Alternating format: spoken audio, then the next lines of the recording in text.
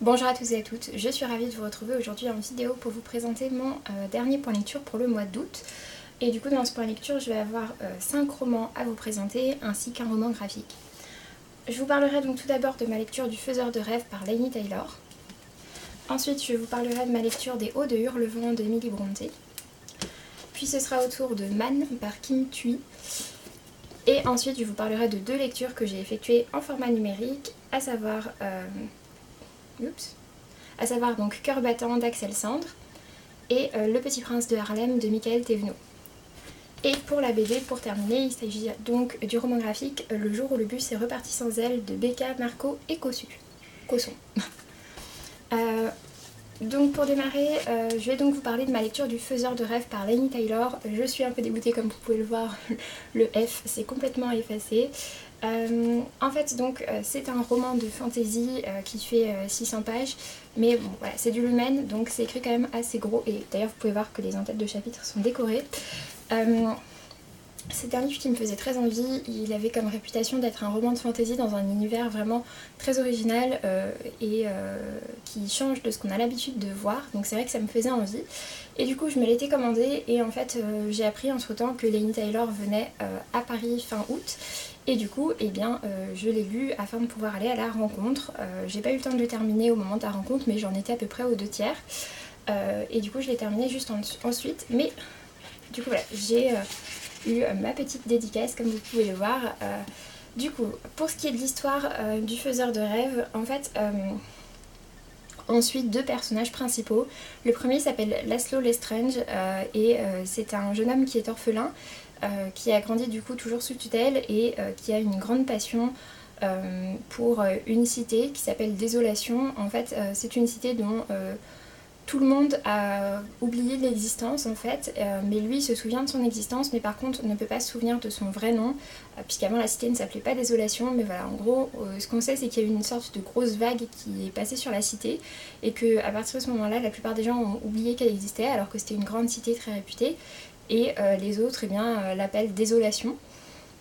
On ne sait pas exactement ce qui s'est passé, c'est un endroit très mystique, mais voilà, Laszlo est complètement passionné par cet endroit, et en fait il va y avoir une sorte d'expédition qui va être montée pour aller jusqu'à Désolation, et Laszlo va réussir à s'intégrer à cela. Et en parallèle, donc on suit un deuxième personnage dont je vous parlerai très peu, qui est un personnage féminin, et qui vit à Désolation. Donc voilà, c'est un personnage vraiment très particulier et le sous-titre du Faiseur de rêves c'est le rêve qui choisit le rêveur et non l'inverse. Et voilà, donc toute cette histoire autour du rêve, vraiment c'est le personnage féminin qui la porte. Je ne vais pas vous dire de quelle manière, je vais vous découvrir ça par vous-même. Le personnage féminin n'entre en scène qu'à partir d'un bon 100 ou 150 pages, en fait qu'à partir de la deuxième partie du roman. C'est un personnage que j'ai beaucoup aimé. Comme on peut s'en douter, on est dans un roman adolescent, il y a un personnage masculin et un personnage féminin, il va y avoir une romance entre les deux, je ne vous le cache pas, mais c'est une romance qui est vraiment très particulière et qui sert complètement le récit. On n'est pas du tout dans de la romance cliché comme on pourrait s'y attendre, et vraiment c'était une très très très belle histoire, donc si vous n'êtes pas friand de romance, je vous invite à passer par-dessus. Voilà, c'est une romance mais c'est vraiment un truc un peu secondaire par rapport à tout le reste. Pour ma part, j'ai vraiment adoré l'atmosphère du roman, l'ambiance qu'il y a à l'intérieur. C'est un roman qui est assez lent, il se passe pas forcément énormément d'action, en tout cas pas dans les 2 premiers tiers au moins. Voilà, parce qu'il y a toute cette histoire autour du rêve, autour des mystères qui entourent cette cité, et vraiment pour ma part j'ai beaucoup aimé. Alors c'est vrai qu'il y avait quelques petites lenteurs, mais sinon c'est vraiment un roman que j'ai pris grand plaisir à lire. La fin se termine d'une manière où on se dit « Ah !» mais comment ça va faire pour la suite. Donc voilà, du coup je suis très curieuse de lire la suite et je la lirai avec grand plaisir. Mais en tout cas voilà, ça a été vraiment une belle découverte pour moi, donc je vous invite à découvrir Le Faiseur de rêves. De ce que j'en ai entendu, donc pour la version originale, pour ceux qui lisent en VO, c'est un niveau de VO qui est quand même un petit peu poussé, parce qu'il y a une atmosphère un petit peu onirique dedans, justement voilà, c'est du rêve. Du coup c'est assez particulier, l'écriture aussi est assez travaillée mais très belle. Du coup voilà, pour la VO, de ce que j'ai entendu, c'est pas le livre le plus accessible. Ensuite, j'ai donc lu Les Hauts de Hurlevent de Emily Brontë, donc un classique anglais que je n'avais jamais lu. En fait, j'avais jamais lu des Sœurs Brontë, et comme je vous l'avais présenté dans mon book haul, donc le dernier, j'ai acheté un petit coffret avec 3 romans, donc des 3 sœurs Brontë, et du coup voilà, j'ai voulu commencer par Les Hauts de Hurlevent, qui me tentait depuis longtemps.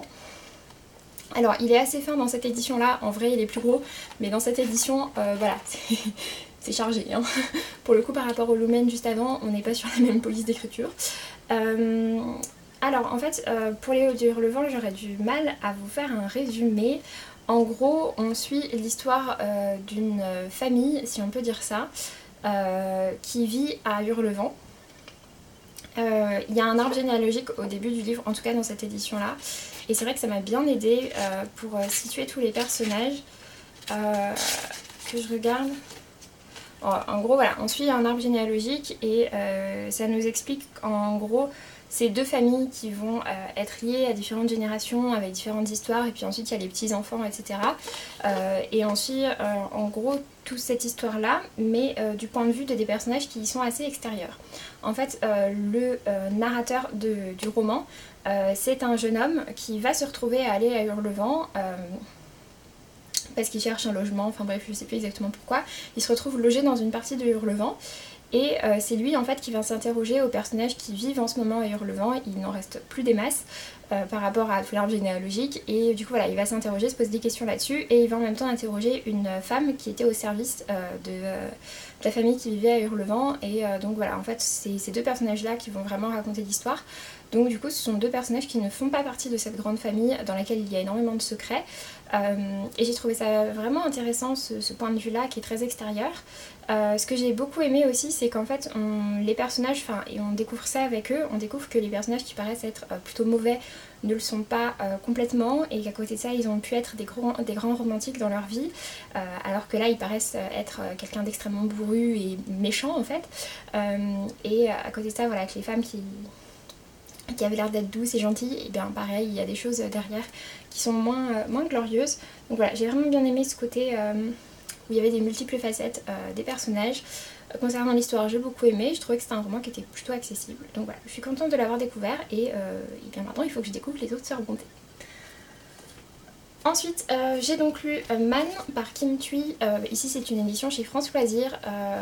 Alors là pour le coup on bat tous les records en termes de police d'écriture. Enfin, vous pouvez voir, voilà.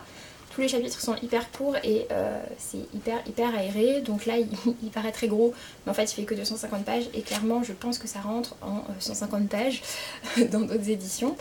En fait c'est un roman d'une auteure vietnamienne. C'est aussi pour ça que j'avais envie de le découvrir.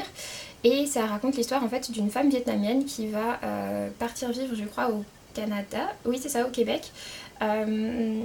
Parce que voilà, c'est une jeune femme donc, qui s'appelle Man et dont la mère a toujours voulu la protéger. Et en fait, elle va la marier à un restaurateur québécois. Donc voilà, elle part au Québec. Et donc on a à la fois on a à la fois un petit peu l'histoire du restaurant et en même temps son intégration au Québec. Sa vie en tant qu'immigré, comment ça se passe, etc. J'ai trouvé ça intéressant, j'ai beaucoup aimé le côté culturel qu'il y avait dans le roman, mais c'est un roman, comme je disais, qui est très court et du coup c'est un petit peu survolé tout du long. Donc voilà, j'ai pas trop réussi en fait à vraiment rentrer dans l'histoire. Malgré tout, c'est plutôt agréable à lire, c'est fluide, etc. Mais voilà, c'est vrai que je me suis pas forcément beaucoup attachée au personnage principal. Du coup voilà, j'ai mis la note de 15/20, pourquoi pas le découvrir si ça vous tente. Ensuite, j'ai donc lu mes 2 romans en format numérique, ce sont 2 services presse. Le premier des 2, donc Cœur battant par Axel Sandre, il sort aux éditions Sarbacane, enfin il est sorti d'ailleurs cette semaine, il est sorti le 5, si tout va bien, s'il est bien sorti à la date prévue. J'avais déjà lu d'Axel Sandre Dysfonctionnel que j'avais adoré, ainsi que Aimez-moi maintenant, si je dis pas de bêtises, que j'avais beaucoup aimé aussi. Et du coup voilà, j'avais très envie de découvrir à nouveau Axel Sandre. Elle nous propose toujours des personnages qui sont vraiment très particuliers, qui sont pas le genre de personnages qu'on croise tous les jours, qui ont des histoires fortes et qui ne vont pas dans les codes de la société, qui sont un petit peu en marge de la société. Et c'est ce que j'aime beaucoup avec cet auteur. Et donc en fait voilà, c'est elle qui m'a envoyé directement Cœur battant, j'étais super excitée. Pour ce qui est de l'histoire, donc du coup c'est assez particulier. En fait dans cette histoire on va suivre un groupe de personnages qui se rencontrent dans un centre pour personnes qui ont essayé de se suicider. Nous on va suivre les 5 personnes du groupe des personnes qui ont voulu se suicider, parce que dans le centre il y a aussi des gens qui sont alcooliques, des gens enfin des filles qui sont anorexiques, enfin voilà, pas mal de personnages avec des problèmes en tout cas, et qui sont regroupés à chaque fois pour des groupes de parole, etc. en fonction du problème qu'ils ont eu. Et donc nous on va suivre le groupe des suicidants, ils l'appellent comme ça, donc de personnes qui ont essayé de se suicider. Dedans il y a 3 adolescents, dont notre personnage principal qui s'appelle Alex, et qui a 17 ans, et avec lui il y a également un garçon qui est obèse et une fille qui est très gothique. Et après, enfin il est très torturé par la vie, et après les 2 autres personnages, eux, sont des adultes, ce que j'ai vraiment bien aimé. Il y en a un, c'est un homme très riche, italien je crois, si je dis pas de bêtises, voilà, très riche, etc. et qui est complètement déprimé, enfin rien ne l'intéresse dans la vie, tout l'emmerde. Et le dernier personnage, il s'agit de Colette, qui est une petite mamie qui estime que voilà, sa vie, elle l'a vécue, c'était très bien, mais maintenant c'est terminé, en plus son mari est décédé, donc elle n'a plus rien à faire ici. J'ai vraiment d'ailleurs beaucoup aimé le personnage de Colette qui amène vraiment quelque chose à l'histoire. Du coup voilà, en fait on suit ce groupe de personnes qui vont discuter ensemble et qui parlent forcément beaucoup de la mort et qui vont décider en fait ensemble de s'enfuir de cet endroit pour aller tous se jeter d'une falaise tous ensemble afin une bonne fois pour toutes d'en finir avec la vie qui les emmerde et dont ils ne veulent plus. Et du coup voilà, on va suivre toute cette histoire. Donc comme je disais, c'est une histoire qui est assez particulière, mais ce que j'ai bien aimé c'est que ça amène vraiment à se poser des questions sur pourquoi les gens veulent se suicider, quelles sont les motivations, est-ce que ce sont des raisons qui sont définitives ou pas, et comment ça se passe, etc. Il y a un côté forcément un petit peu loufoque dans l'histoire quand même, mais à côté de ça je trouve que ça soulève vraiment des questions intéressantes et qu'on n'a pas l'habitude de voir. Je regarde ce que j'avais noté. Oui, et du coup, voilà, les personnages sont forcément très cassés, mais également très attachants.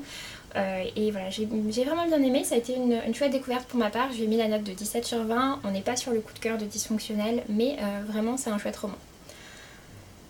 Et du coup, le dernier roman, il s'agit du Petit Prince de Harlem par Michael Thévenot. Il est sorti aux éditions Didier Jeunesse.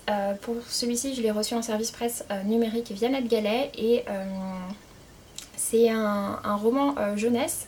En fait, ça me tentait bien par rapport aux thèmes qui sont abordés. En gros, ça se passe à Harlem.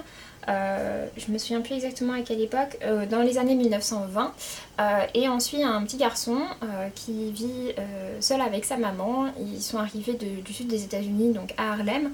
Et en fait, voilà, il y a toutes les histoires à Harlem. Il y a des gangs, les noirs ne sont pas bien acceptés, ils vivent de manière très précaire. Ils sont toujours entraînés dans différentes magouilles, etc. Enfin voilà, on suit vraiment toute cette vie-là. Et on va voir également la place que va prendre la musique à l'intérieur de la vie de ce petit garçon qui va donc être surnommé le Petit Prince de Harlem. Et vraiment voilà, je trouvais que c'était une très chouette histoire. On se retrouve vraiment plongé dans cette époque-là et à Harlem. C'est très immersif. On a également la famille est très présente, l'idée de transmission, de musique, de partage, enfin voilà, c'est vraiment des belles choses qui sont transmises à l'intérieur, même si en même temps, voilà, on a également la partie plus sombre, des gangs, de la pauvreté, etc. Donc vraiment, ça a été pour moi une chouette lecture et je suis contente d'avoir pu le découvrir et j'ai également mis la note de 17 sur 20. Et du coup, pour ce qui est du dernier roman, il s'agit du roman du roman graphique Le jour où le bus est reparti sans elle de Becca, Marco et Cosson. Il est publié aux éditions Bambou et il fait partie du nouveau catalogue France Loisirs. Donc voilà, si vous voulez le lire à moindre frais et que vous êtes abonné chez France Loisirs, il est disponible et je pense qu'ils sortiront le tome 2, donc le jour où elle a pris son envol prochainement, en sachant que ici on a vraiment une histoire en soi. Le tome 2 est pas indispensable. En fait on va suivre l'histoire de cette jeune fille qui s'appelle Clémentine, qui est une fille en fait qui a décidé coûte que coûte d'introduire en gros le développement personnel dans sa vie. Donc elle met son réveil tous les matins pour se lever, pour voir le lever du soleil, sauf qu'elle lâche pas à se lever le matin. Enfin voilà, elle est dans cette dynamique là de je veux changer les choses, mais en même temps clairement on voit que ce qu'elle essaye de faire sont des choses qui ne sont pas adaptées à elle. Et du coup elle décide en fait de partir avec un groupe qui pratique, je sais plus, c'est la méditation ou quelque chose comme ça. Voilà, elle décide de partir en fait avec eux dans une espèce de minivan pour faire un week-end branché autour de la méditation, je sais plus exactement ce que c'est. Donc elle part et en fait, eh bien, le bus va repartir sans elle et elle va se retrouver donc laissée auprès de personnes qui au départ sont des personnes dont l'abord n'est pas très bon, qui tiennent en gros une sorte de petite épicerie un peu perdue au milieu de la forêt, et du coup voilà, elle va se retrouver hébergée par ces personnes-là. Et en fait, donc c'est une BD qui mêle du développement personnel, mais à travers des petits contes en fait, beaucoup inspirés du bouddhisme. Et voilà, donc il y a ces petits contes qui apparaissent et qui sont comme des petites leçons pour la vie, des petites pistes d'amélioration. On n'est pas sur du gros développement personnel où on va te dire faut faire comme ça, c'est plus des petites leçons de vie du genre il faut savoir profiter de chaque instant, il faut se concentrer sur ce qui est vraiment important pour nous, enfin voilà, ce genre de choses. Et j'ai trouvé ça vraiment très chouette. J'aime beaucoup les dessins que je trouve très mignons, j'aime beaucoup l'ambiance, ça se passe dans une forêt donc c'est très vert. Donc voilà, c'est vraiment très doux, j'aime beaucoup. Et puis donc entre tout ça, il y a donc les histoires avec les contes qui sont entremêlés comme on peut le voir là et là. Donc ouais, vraiment c'était très chouette, mais comme vraiment voilà, j'aime beaucoup le style de dessin qui est proposé. Et les couleurs, enfin vraiment voilà, c'est tout doux, c'est tout mignon. Donc vraiment j'ai beaucoup aimé. Le développement personnel et moi ça marche oui et non, c'est-à-dire que quand c'est vraiment trop poussé, j'ai un peu de mal, mais quand c'est par petites touches, par petites leçons un petit peu de vie comme ça, vraiment j'ai trouvé ça très chouette. Et voilà, le support en plus de roman graphique change et c'était tout mignon. Du coup voilà, j'ai mis la note de 17 sur 20 et je remercie grandement Françoisire pour cet envoi. Sur ce, j'en ai donc fini avec cette vidéo, j'espère que ça vous aura plu. J'espère que vous aussi vous avez fait de belles lectures pour ce mois d'août, et puis pour ma part je vous dis à très bientôt. Salut!